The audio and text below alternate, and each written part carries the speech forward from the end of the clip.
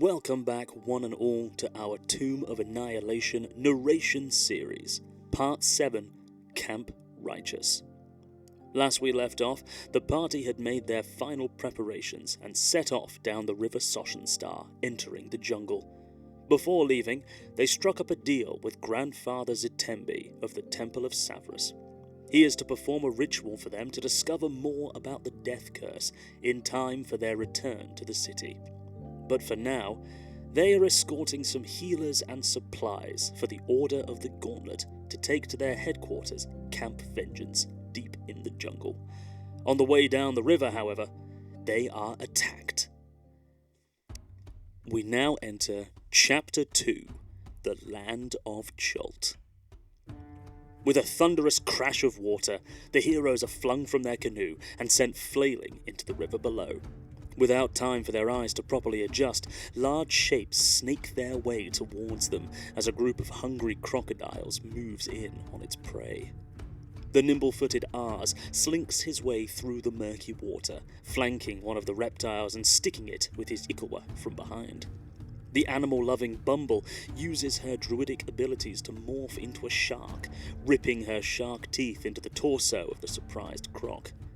The aquatically gifted Revner draws two short swords, catching the immense jaws of one of the beasts between his blades as it attempts to clamp down on him. Despite the imminent danger, the rough-and-tumble Tethys puts his efforts into flipping the canoe upright. He climbs back on and offers to help pull the others up too. Bori, on the other hand, clad in his heavy weapons and armor, and sporting the kind of short legs that would not help one at swimming, starts sinking deeper and deeper into the depths of the Soshenstar. Atop the other canoe, the members of the Order of the Gauntlet are having difficulties of their own. Undril and the priests are trying their best to keep their heads down, whilst guards stand atop the canoe, thrusting their spears into the water below, trying to keep the circling beasts at bay. Despite the powerful maws mounted on the heads of the crocodiles, they are ultimately no match for the strength of the adventurers. From both atop the canoes and within the water itself, they are able to fend back the beasts until some are slain and the rest flee. Before they can celebrate, though, Revner dives deep down below the surface. He clutches a hold of the steadily sinking Bori, whose eyes have turned bloodshot as the last of his air begins to escape his lungs. Revner was always one who skipped upper body day, and to say that his strength is relatively lacking is a massive understatement. Nevertheless, the water helps him propel Bori closer to the surface, but his strength begins to give out, the heavy chain armor and massive maul getting the better of him. But a stony hand reaches into the river, grabbing a hold of Revner and yanking both he and Bori out of the water and onto the canoe. Tethys is a lot stronger than he looks. With a cough and a splutter, Bori awakes. Damned all to hell! Drowning! Me! And saved by a bloody elf, no less! Could it be more embarrassing? My friend, for a man of such small stature, I swear you weigh more than one of those Tyrannosaurus, Revner laughs. Kawasha and Weed, the party's hired wilderness guides, who noticeably stayed well away from the attacking crocodiles, insist that they must keep moving. The sounds of combat will have likely drawn the attention of other creatures within the trees and waters, and so their journey south continues. Kawasha takes the opportunity to tell them all sorts about the type of creatures that might dwell in the numerous rivers of Chult. Flesh-eating quippers, giant snapping turtles, snakes of all shapes and sizes, tribes of lizard folk, and even, if they are particularly unlucky, dinosaurs that lurk within the watery depths. The most dangerous of these are the Plesiosaurus, large aquatic beasts who rule the waters with brutality and fear. Best keep an eye out for large shadows creeping under the water's surface. The journey presses on. The travellers keep their voices down as hushed conversations drift through the gentle and singeing breeze. The canoes gently lull their way down the river, carefully cascading down small waterfalls and having to be carried along the riverbanks to bypass the larger ones. They pass a herd of snoozing Dimetrodons, sunbathing on a group of rocks jutting out of the water. A few of them raised their heads at the passing boats, but none seemed particularly perturbed by the travellers' presence, and thus returned to their lazing.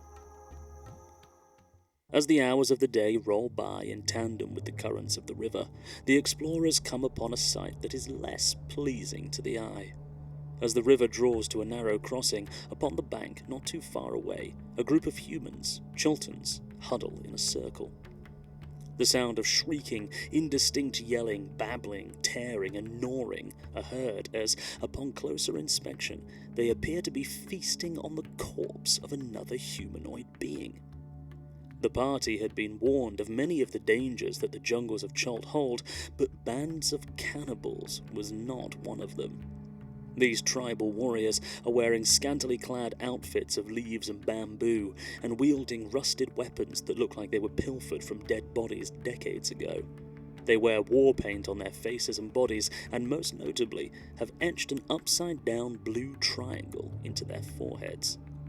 The party's curiosity gets the better of them, unfortunately, as their lingering is noticed by one of the cannibals, who howls and chants loudly, alerting the others, who turn and stop their feasting to rush the travellers with weapons drawn. A bloody fight ensues. The cannibals fight with feral ferocity, brash, brazen, and uncoordinated. The adventurous, Kawasha, and the Silver Order guards, on the other hand, know how to coordinate a fight. Bori, Tethys, and the guards take to the front line, with Bumble using her magic to erupt spikes from the ground right where the tribesmen are running. Revna, Ars, and Kawasha keep to the back lines, picking them off at range with bow and arrow, throwing knives, and magical thorn whips, respectively. In just a matter of seconds, the bodies of Chultan cannibals line the jungle floor, some with slashes and holes poked through their bodies, others with arrows jutting from their eyes, and more still with their flesh torn and shredded up. Looting the bodies bears no fruit, save for a disturbing realization. This tribe of cannibals were not feasting on the corpse of another tribesman, but the body of a zombie, an undead who likely died decades ago. There is little left of the corpse lying on the ground, but one notable feature is that it also bears the image of an upside-down blue triangle on its forehead. No one seems to know what or who the upside-down triangle represents, but Kawasha does note that many of the undead found roaming the jungles bear this same symbol. Not wanting to linger anywhere near where a band of cannibals has been roaming, the group continue down the river for a few more hours, until the sun creeps its way below the tree line, beckoning the coolness of night. Though travel under the cover of darkness is a possibility, the light they would have to use would more likely draw attention from unwanted guests within the jungle. Therefore, it is decided that their strength should be reserved for the day ahead, and they should find a spot on the riverbank to set up camp for the night. Tethys and Ars search for firewood, whilst Revna goes on the hunt to bring back some game for them to cook and eat. The small clearing that they have found provides enough shelter from the rain and from any prowling predators, allowing them the chance to drop their guard and properly get some rest. Undral Silvertusk, the head priest manning the Order of the Gauntlet's expedition to Camp Vengeance, takes the opportunity to learn a little more about her present company. She has a lengthy conversation with Tethys over his past with the Order of the Gauntlet, and how his involvement with the organization has been both a blessing and a curse. Much of what he learned about combat, protecting others, utilizing divine magic, and the enforcement of justice came from his days of training, but also his fury, his distrusting and sometimes violent nature, and much of his grief comes from it too. As before he became a knight of the Gauntlet, he was a mere steward who was mistreated, scolded, and often neglected by his abusive mentor. Undral empathizes with Tethys, reassuring him that the Gauntlet does stand for good, even if there may be some bad eggs who slip through the cracks, but she admires his resolve and his courage for sticking to his beliefs despite the world trying to change him. Words Tethys didn't know that he needed to hear until now. Undral also introduces the party to the rest of the Order of the Gauntlet members who are travelling with them. There is another priest named Aidan, 2 acolytes named Thara and Sood, and 2 Gauntlet guards named Fitvir and Jeffroy. all of whom have been sent as reinforcements or additional medical assistance to Camp Vengeance. Some are keen to serve their goal, like Jeffroy, who believes he is on a divine mission to help destroy the undead. Stoic and resolute, his unwavering optimism is almost admirable. On the other hand, there are members like Sood, who stresses that he has a family back home and feels he is being punished by being sent out to this ungodly land, where surely nothing but death and misery awaits them. After an overwhelming day of travel, and the toil that comes with bracing of a new environment, the adventurers and co. get themselves an early night, maintaining a night shift/lookout role on an hourly rotation, clearly to effect, because they remain undisturbed until the morning call of many an avian creature signals the arrival of the new day. At the time of their awakening, it is still relatively dark. Nevertheless, they decide to press ahead, much to the chagrin of Bumble and Thara, both of whom seem to appreciate sleep more than the rest. The dawnings of the early day bring with them an eerie mist that hovers just above the ground, shrouding the surrounding landscape in obscurity and mystery. The canoes press on, softly swaying in the early morning breeze. Travelling at this time feels efficient, as the scorching heat has not yet made its mark on the land, of which it is sure to do within a few short hours. Best to make the most of it while they still can. Their journeying does not take them too far, however, until they come upon a stretch of shallow water meandering its way around a small island protruding from the centre of the river. Something is amiss. There is a chill in the air that sends a shiver down the spine, and a wretched stench of decay that singes the nostrils of the more perceptive travellers. The canoes must slow their pace to circle around the island. However, this manoeuvre is accompanied by a low, gargled moan that gradually grows into a chorus of wails and cries.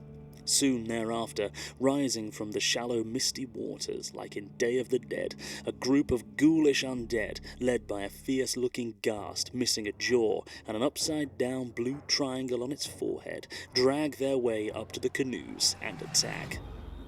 Some are caught unaware, as the ghouls and ghasts swipe with extreme ferocity, both of which possess elongated and sharp talon-like claws that have the ability to paralyze those that are caught in their swipe. The party do their best to strike back, Revna, Kawasha, Ars, and Weed leaping to the island to draw the undead away from the boats, with the heavy hitters standing their ground and attempting to bat away the swarming creatures, most of which are put down or cut up and left floating in the wispy water, but for some, unfortunately, they are not quick enough. The ghast crawls its way to the Order of the Gauntlet's canoe. The attacks from Fitvir and Jeffroy are not enough to stop its assault, as it swipes at the passengers, catching Sood with its claws, paralyzing him and causing him to fall halfway out of the canoe, but not before the ghast grabs the paralyzed body and, gripping Sood's neck, tears out his throat, sending a geyser of blood spraying across the stupefied priests. With screams of horror and shock, Kawasha is able to thorn whip the ghast over to the island, where Weed leaps on it, tearing it to shreds with their tiny veggie-pygmy claws, continuing to slash away even when the ghast is well and truly put down for good. It actually makes Tethys somewhat sick to the stomach. He'd heard rumours of horror stories surrounding veggie-pygmies and was thoroughly disturbed and distrusting of their companion Weed. The fight is over, but at a high cost. No time can be spent mourning Sood, however, as they do not know how many undead might still be lurking in the waters, so their best course of action is to quickly move on. The journey continues in silence, as the light of morning finally breaks through the cascading line of trees that hang overhead, illuminating the way forward, and the sparkles of sunlight bounce off the water's surface, forcing the adventurers to squint. In the skies overhead, they spot a flock of reptilian creatures flying past. Kawasha identifies them as pteranodons, a large flying dinosaur that rule the skies. They are mostly harmless if left alone. The thing you really have to worry about is a species known as the Terrafolk. They are freakish human pteranodon hybrids who combine the might of dinos with the brains of people. They hold large clans throughout the jungle and are wholeheartedly violent, greedy, and evil. I'm sure we'll bump into some of them soon enough. A fair portion of the day passes undisturbed, until something a little more noteworthy comes into view on the horizon. Encroaching closer, they come upon the following: an abandoned riverside camp strewn with wreckage. The tents are mouldy and tattered, and all the permanent structures appear to have burnt to the ground. 2 intact rowboats are tied off to a short dock. North of the camp is a ridge, built into which is an 80-foot-tall stone statue carved to look like a man with a crocodile on his back. Between the statue's feet is a stone archway leading to a dark tunnel. To the left of the statue is a crude animal pen with a small panicked bird running around inside it. There are no other signs of life. Undril takes the lead, stepping off the canoe and heading towards the abandoned campsite. "So, this is Camp Righteous," she says. "I've heard about this place. It used to be the Gauntlet's base of operation before it got overrun. I don't know how or by whom, but it looks empty. Could be a good place to set up camp for the night." Mooring the canoes at the crude docks, the rest of the adventurers and members of the Gauntlet dismount the boats and search around the campsite. Splitting up and looking for clues, it is clear that Templars from the Order of the Gauntlet removed everything of value from these tents, likely after whatever disaster caused them all to initially relocate. Most of the soldiers' tents have been slashed by claw or weapon. There appears to have been a shrine of some kind in this camp, and it is likely that knocked-down lanterns surrounding this shrine is what caused the fire. A decomposed skeleton lies within one of the latrines, likely someone who tried to hide but got stuck. Oof, that's a rough way to go. In the animal pen, Kawasha identifies the small creature present as a fledgling axebeak. Large birds, not dissimilar from an ostrich, that have, somewhat unsurprisingly, curved beaks that resemble the appearance of an axe. They can be deadly in packs, but this lone fledgling is no threat to them. In fact, Bumble casts the spell Speak with Animals and converses with the axebeak, who she names Kathy. Through a squawked conversation, Kathy reveals to Bumble that a horde of undead swarmed the camp, killing many of the knights, destroying many of the structures, and causing the survivors to flee. The camp has since been pilfered by goblins and other explorers traveling down the river. Interestingly, the Knights of the Gauntlet never went inside the large stone shrine. Some of the other explorers did go inside perhaps a few days prior, but Kathy did not see them come back out. Ars's keen eye for tombs, treasures, and lost knowledge perk up an interest in this large stone shrine. He asks Kawasha what the man with the crocodile on his back is supposed to represent. Kawasha relays to them all a famous Chultan parable. In the early days of the world, man stood by the banks of a river, frightened. Crocodile raised his head from the water and asked, "What troubles you, cousin man?" Man said, "I must cross the river, but I fear to enter the water alone, because it teems with your brethren." Crocodile replied, "It's true, you would not be safe, but I will carry you across the river safely on my back, if you promise to return the favor." Man agreed, and Crocodile bore him safely across the water. When they reached the far bank, Man asked, "How can I repay you?" Crocodile replied, "I wish to see the realm of humans, but I fear to go there alone, because it teems with your brethren. You must carry me on your back across the realm." Man had been tricked, but a promise is a promise. So he carried Crocodile safely on his back across the entire realm of humans, a journey that lasted many years. He also swore, in his anger, that never again would men and Crocodile be friends, and so it has remained to this day. It is clear that this shrine has been erected as an homage to that parable.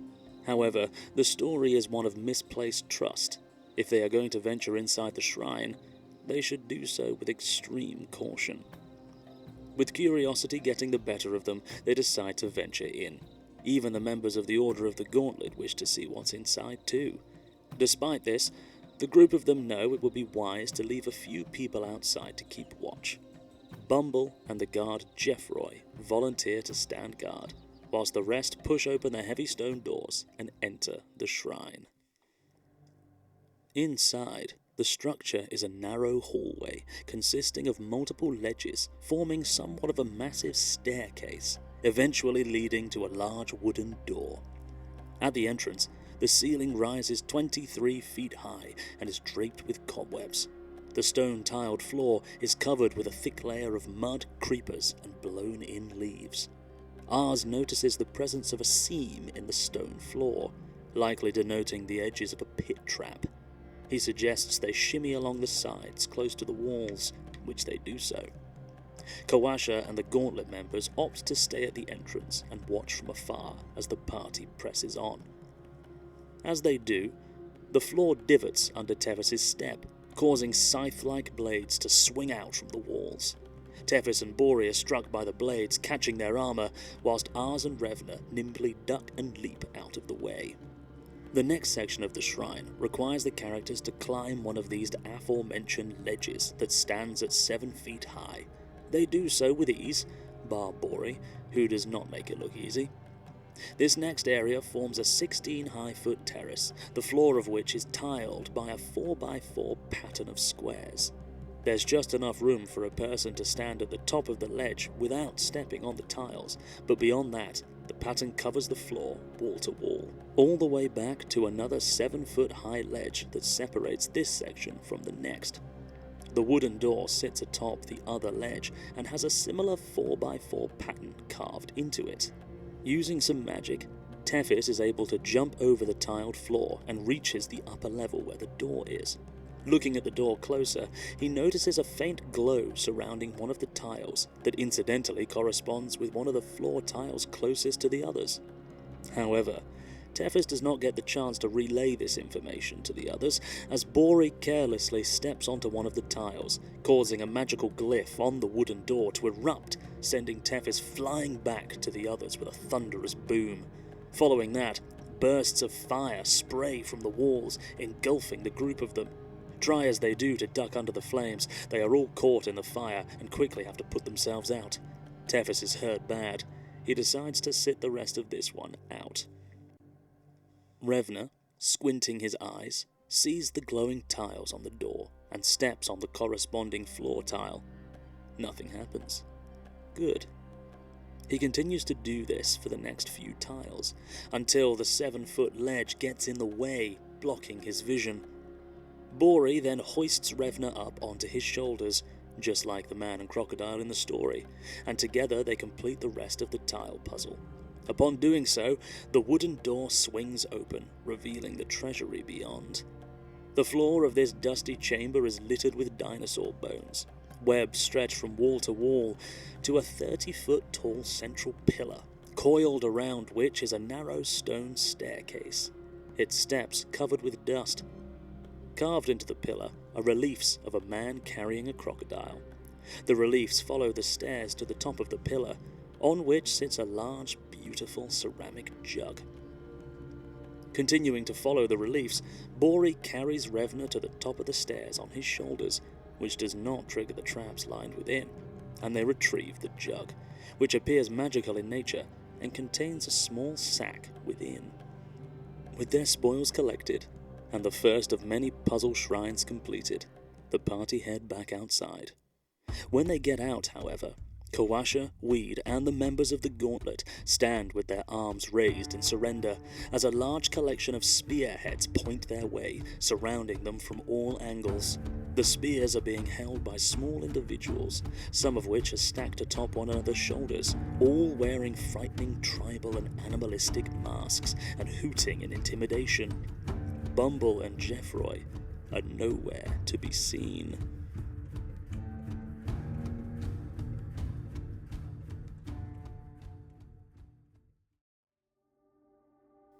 Thank you all so very much for being patient with this part. This series continues to be a hell of a lot of fun to put together.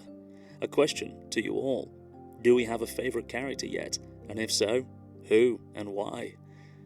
Next time, following the clues of Bumble's disappearance, the adventurers find a camp of savages. They have both an unusual fascination with Bumble herself and a home riddled with traps that result in some dire consequences. Another little treat for you all, as requested by Rob the other week, I have attached to the bottom of this in the description a link to a folder containing all the images I have used so far in the story, so feel free to check that out and steal anything that you like. Please keep the love and support coming. I'm noticing that these videos aren't getting as many views as some of the earlier ones, so anything we can do to share the love, to put it on the map, is greatly appreciated, and the more that happens, the more I will be able to continue doing this series for you, which will bring me a lot of joy because I'm really enjoying sharing this story with you all. Any suggestions or recommendations for where to put myself out there to bring in other support, greatly appreciated as well. So thank you very much. Hope you all have a lovely week, and I'll see you next time for part 8.